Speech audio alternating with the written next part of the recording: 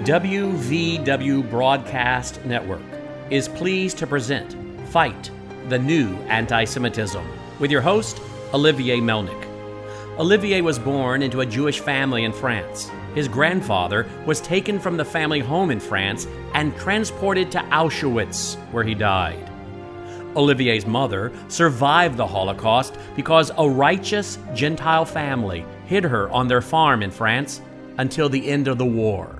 Today, Olivier is warning that the anti-Semitic winds of the 1930s and 1940s are blowing intensely once again, but this time on a global scale. He warns that this new anti-Semitism is cloaked in a garment of social justice and tolerance that to this day generates a constant stream of irrational thinking. Previous forms of anti-Semitism were obviously costly, taking millions of lives and stripping Jews of their civil liberties and human dignity. Those that claim to be committed to liberty, freedom, and a Judeo-Christian worldview must speak up and oppose the rise of the new anti-Semitism.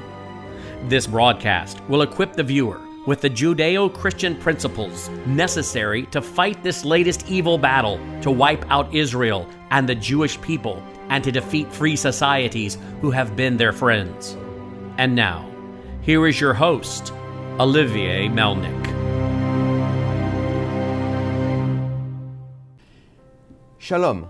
Welcome to Fight the New Anti-Semitism. I'm Olivier Melnick with Chosen People Ministries. Today I want to talk to you about the history of anti-Semitism. I divide it into three different time periods, and it will be the anti-Semitism from biblical days to the Holocaust. The way I look at it is, first we have classic anti-Semitism, which is basically from the biblical record to the Holocaust. Then we have the new anti-Semitism around the time of Arafat coming onto the scene until today. And then the third one, as I see it, developing in our day and time right now, is end times anti-Semitism from about 2012 to today. So really, the new anti-Semitism and end times anti-Semitism somewhat overlap, okay? Let me start with a quote by Holocaust historian Raoul Hilberg. He summarizes this very well in his book, The Destruction of the European Jews, that came out in 1961. And I quote him, "Since the 4th century after Christ, there have been three anti-Jewish policies: conversion, expulsion, and annihilation. The second appeared as an alternative to the first, and the third emerged as an alternative to the second." Another way to look at this, and it's very important because it really explains the history of my people, of the Jewish people. Another way to look at this is this way. First, you have no right to live among us as Jews. That's basically conversion, changing the Jewish people.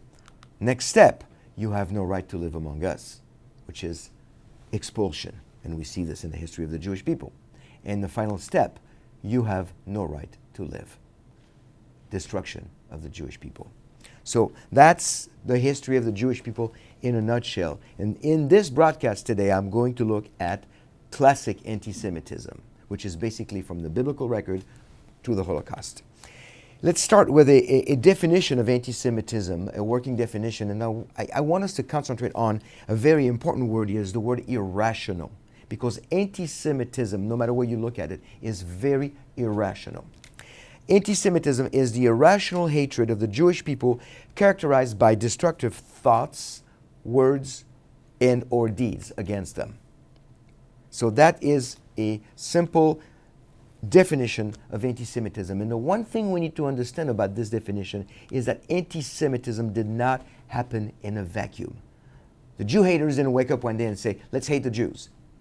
It is not the way it worked.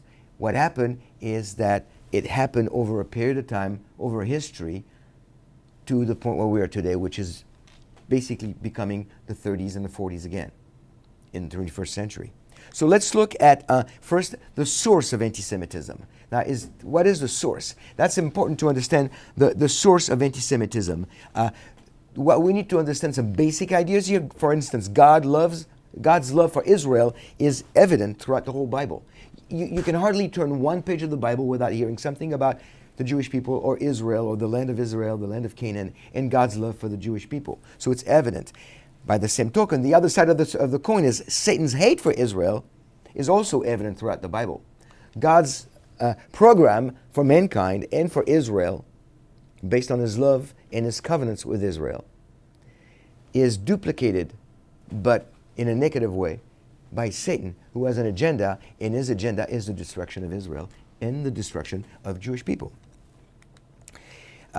Going back to the first messianic prophecy in Genesis 3:15, I will put enmity between you and the woman, and between your seed and her seed. He shall bruise you on the head, and you shall bruise him on the heel. Right there, third chapter of Genesis is speaking of Satan and the coming Messiah of Israel, the Savior of the world. Now, of course, there's no Jewish context that early in Genesis 3:15. It comes later from the time of Abraham in Genesis 12 and forward. But already we see the enmity, the animosity between Satan and the Messiah in a very vague idea, but it's going to progress and it's going to give us more and more details as we go through the biblical record. So Satan is at the source. Satan is the source of anti-Semitism. We can say that. And he's going to, all throughout history, he's going to use people to further his agenda. He is going to subcontract his agenda of hatred to a group of people after group of people after group of people throughout 2,000 years of history to this day. I want to start with the biblical record. A good example of anti-Semitism is found, that's not the only one, but it's found in the book of Esther. In the book of Esther, Haman, the enemy of the Jews, we see Haman's attempt at making anti-Semitism a government-sanctioned policy. Now, I want you to understand something. When you look at the progression of the hatred of the Jews in the book of Esther by Haman, you can actually see a parallel in the way Haman wanted to deal with the Jews and the way Hitler dealt with the Jews. I believe there is a parallel there. So let's look at this. First, we see in chapter 3, verses 6 and 5, and speaking of Haman, but he disdained to lay hands on Mordecai alone, for they had told him who the people of Mordecai were. Therefore Haman sought to destroy all the Jews, the people of Mordecai, who were throughout the whole kingdom of Ahasuerus. Right here we see that because of one Jew that he hated, he wanted to destroy all the Jews. Okay? That's the first thing. Haman's attempt at ostracizing the Jews is another thing that we see in the book of Esther. Because why? Because they're different. That's another parallel with Hitler and the laws of eugenics in the 30s and 40s.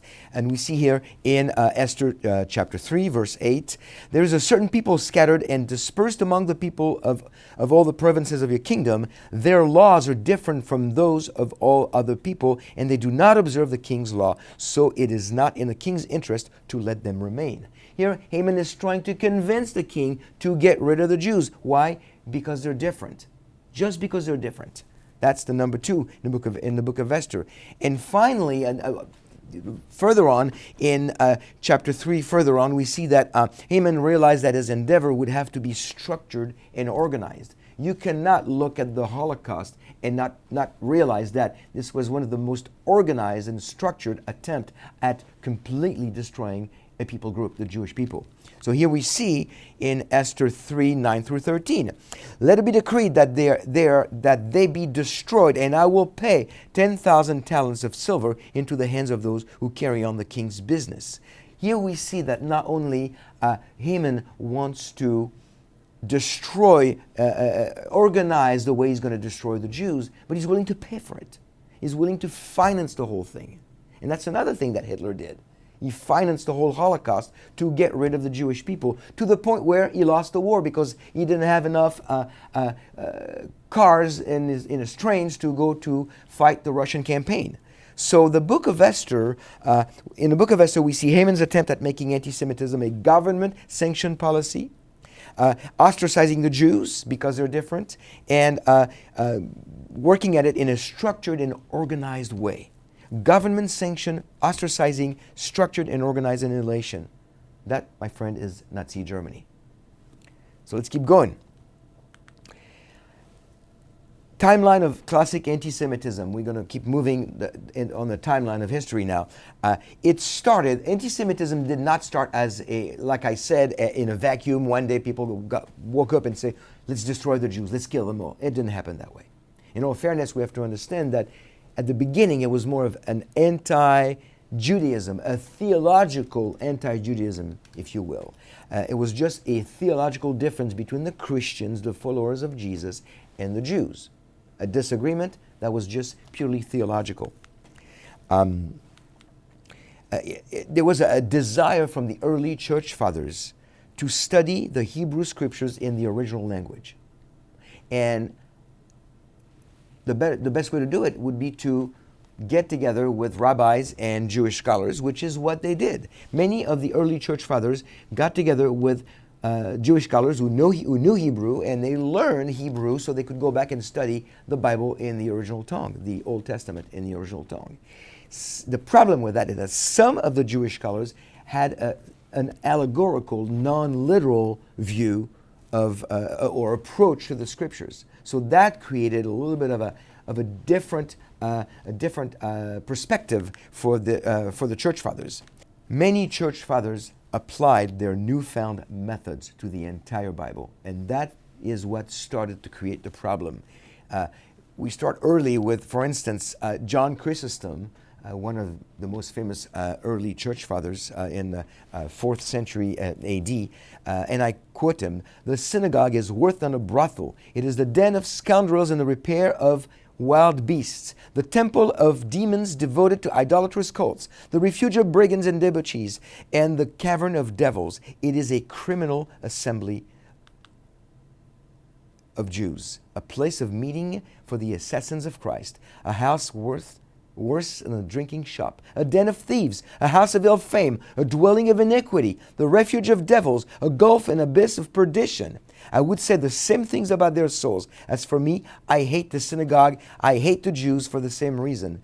Men who are lustful, rapacious, greedy, perfidious, bandits, inveterate murderers, destroyers, men possessed by the devil. They have surpassed the ferocity of wild beasts, for they murder their offspring and immolate them to the devil. Wow, I wish he would tell us how he feels. This is amazing. This is one of the main church father that we still study today. And don't quote me wrong, much good has come from the church fathers to structure and help understand the church in its infancy and help us with doctrine and theology. But almost every one of them would have an approach to the Jewish people that would be very, very negative. And in this case, anti-Semitic. And is it misunderstanding? Is it purely from the heart because we all our sinful nature exists? I can't say that, I don't know for sure, but in reality, it stays, and my people know about it. They know that this is what the church fathers said. Let's look at another one. Origen of Alexandria. Another people was called by God to the blessed election. You know what this is? This is early stage replacement theology.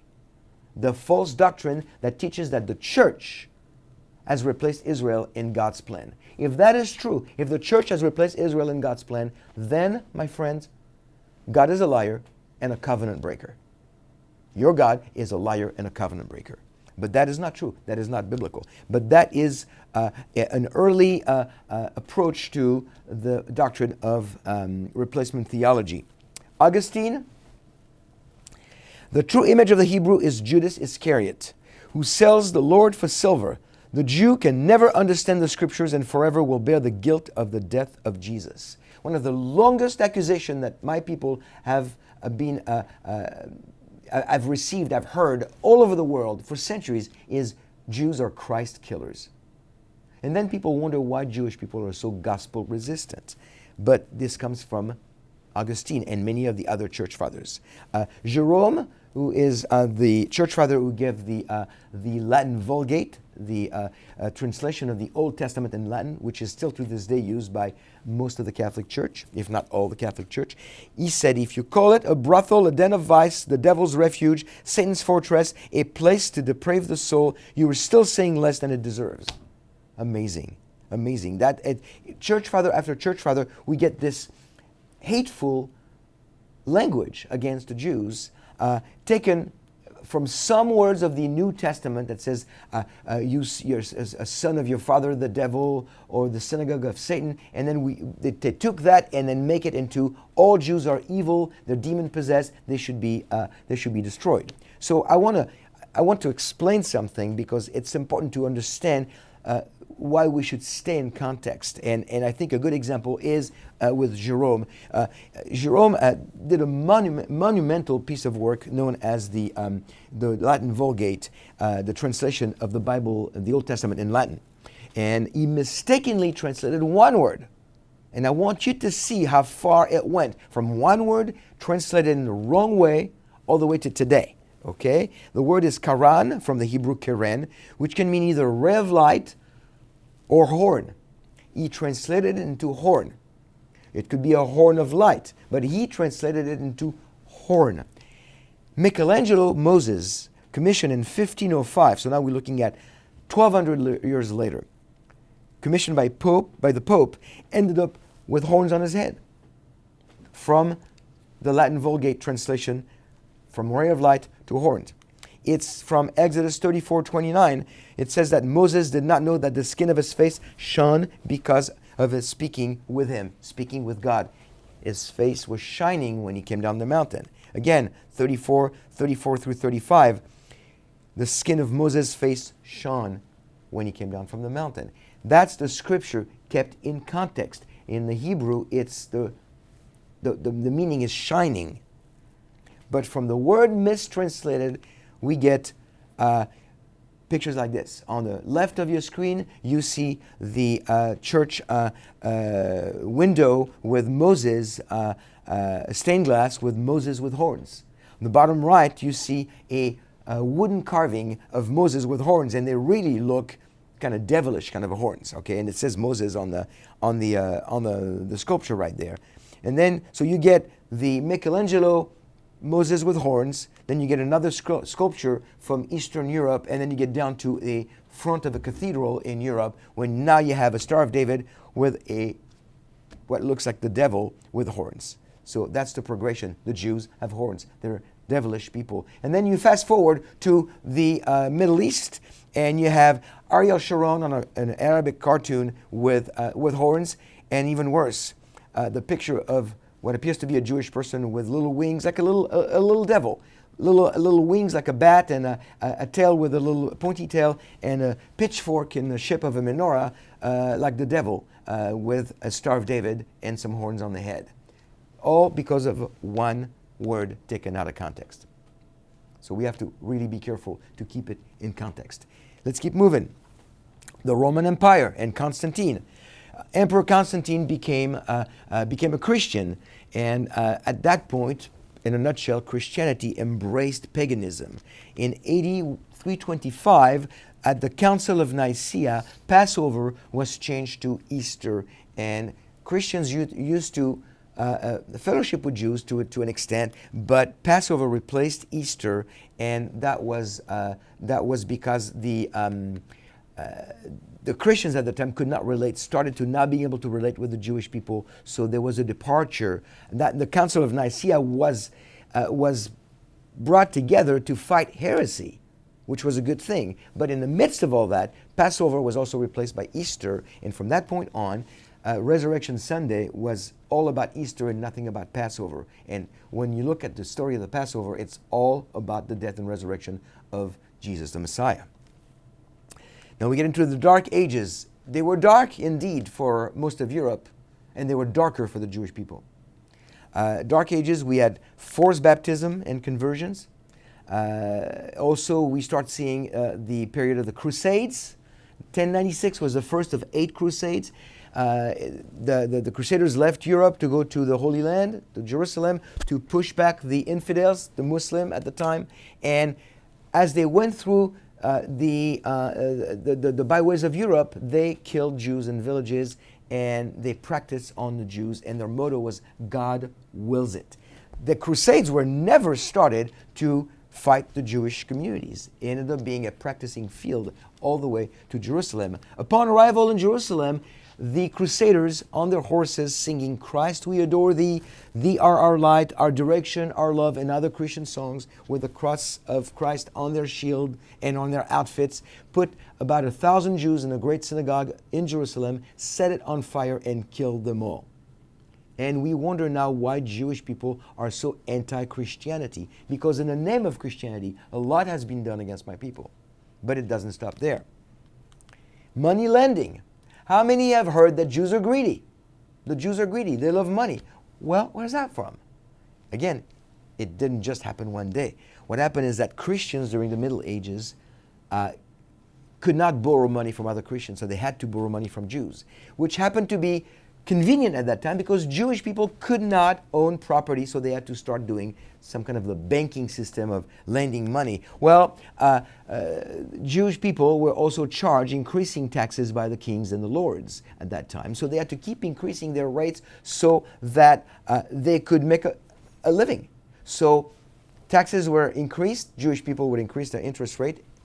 It went back and forth for quite a while, and this is how the myth of the greedy Jew is born. Just like that. And it continues to be an accusation today. Jews are greedy. I've heard it in my lifetime. I've heard it from people even within the church. So this is where it comes from. Ritual murder. The ritual murder, libel, and host desecration. False accusation of official murder of a Christian, preferably a child, during Holy Week for ritual purposes. Jewish people accused of killing a Christian child to drain its blood, to drain the child's blood, so that we can make unleavened bread for Passover. If anybody would study the Jewish laws, the kosher laws, they would find out that the first thing we do when we make food kosher, especially in after the biblical record, is to take the blood out of the meat that's the first thing we do, because life is in the blood, as we read in Leviticus. So we take the blood out. That's the first thing we do. And here we're accused of killing a child to take the blood to make matzah, unleavened bread, for Passover. Unbelievable. The first case was in England in 1141, and more than 150 cases recorded. They were all false, but that's what, and of course it led into, it's still propagated today, and it led into a lot of killing of Jewish people in communities in Europe. But you still hear this in the 21st century, mostly from the Middle East. Garment identification did not start with the Holocaust. It started with Pope Innocent III. You got to love the name, Pope Innocent III, during the Third Lateran Council of 1215. And what we have here is we have a yellow circle, a badge on garments that you can see on Jewish people, known as la rouelle, which is a French word for a little wheel. And you see it in paintings and illustrations, and most people don't even know what it is. It is an identification mark on garments of Jewish people that continued in the years of the Holocaust and became the yellow star, the one that you see on top of your screen, that yellow star with the word Jude or Yud or Juif, whatever the language was. But that's how it started in 1215 at the Third Lateran Council. Also a hat around that time called the Judenhut, a pointed hat that was for Jewish people to wear. Not a yarmulke like what I'm wearing right now, but a pointed hat to identify Jewish people. What's amazing to me is that at the time where we needed a hat to identify Jewish people and a yellow circle to identify Jewish people is also the time where the lies about what we look like started to be shared in Europe, that we have a smell, we have big noses, dark skin, curly hair. If all this was true, why do we need a yellow circle and a hat to identify us? I'm asking you, I don't know. But of course, those are all lies about the Jewish people to get rid of them, to lead to the point where they're going to become an unwanted subhuman race of the Holocaust. The poisoning of the wells of Europe. Well, millions died during the Black Plague. Millions of people died, and a few Jews, in part due to a Mosaic law and liturgical purposes. It was told that a Jewish poison was made from lizards, spiders, frog, human hearts, and sacred host.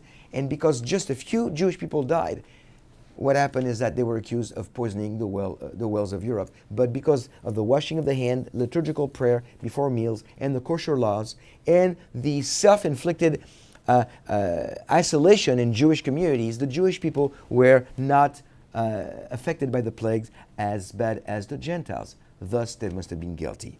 Another lie. 200 plus Jewish communities slaughtered. Then we have the Spanish Inquisition. Torquemada against the Moranos in 1483. The way it usually worked was investigation, trial, torture, death, in that order. It led to the expulsion of all Jews of Spain in 1492. Some of them actually went with Christopher Columbus on the ships to the New Americas.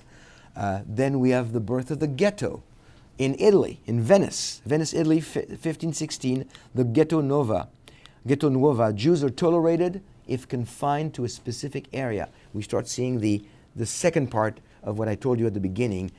First, you cannot live like us. We have to convert you, then we have to isolate you, then we have to kill you. We see the isolation here. Overcrowded, disease-ridden, high rate of death in the ghetto in Italy, the first ghetto. And of course, it culminated in the creation of the Lodz ghetto, the Warsaw ghetto, and other ghettos of Eastern Europe in the 1930s and 40s. We move to the Reformation with Martin Luther, a great contributor to the faith. The Reformation is a big deal for evangelicals. Unfortunately, Martin Luther, who started well, he translated the Bible in German and gave direct access to God to people with that Bible translated in German and being printed at the time. A lot more copies of it were being printed. Originally, he was very favorable to the Jewish people. As a matter of fact, he wrote some sermons that are beautiful about the Jewish people in God's program. One of them, called Jesus Christ Was Born a Jew, that he wrote in 1523.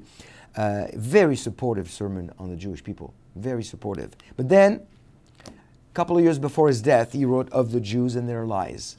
Something that basically describes the Jewish people in a very negative way, and to this day my people know about it. I advise to set their synagogue on fire in honor of our Lord, that their houses also be razed and destroyed, that all their prayer book and Talmudic writings be taken from them, that their rabbis be forbidden to teach henceforth on pain of loss of life and limb. And it goes on and on and on. This very negative writings about the Jewish people.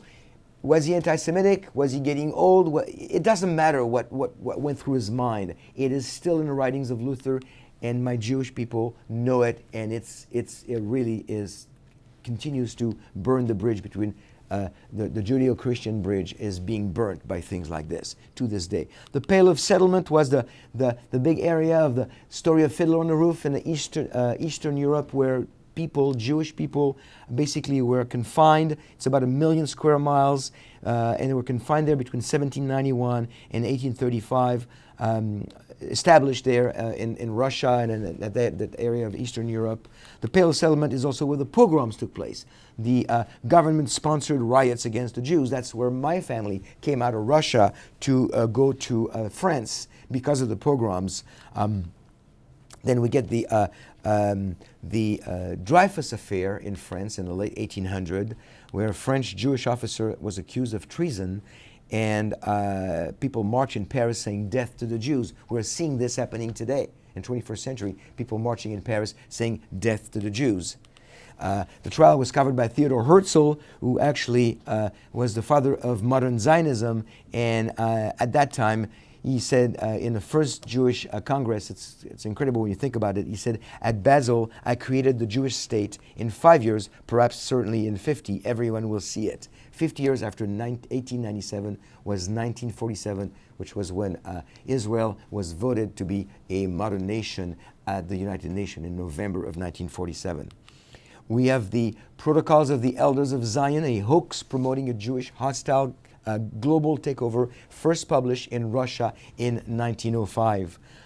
It was published also by Henry Ford in America in the 20s. That very same one that was a hoax. It was used by Hitler in Mein Kampf. The protocols are still published and disseminated today by anti-Semites worldwide.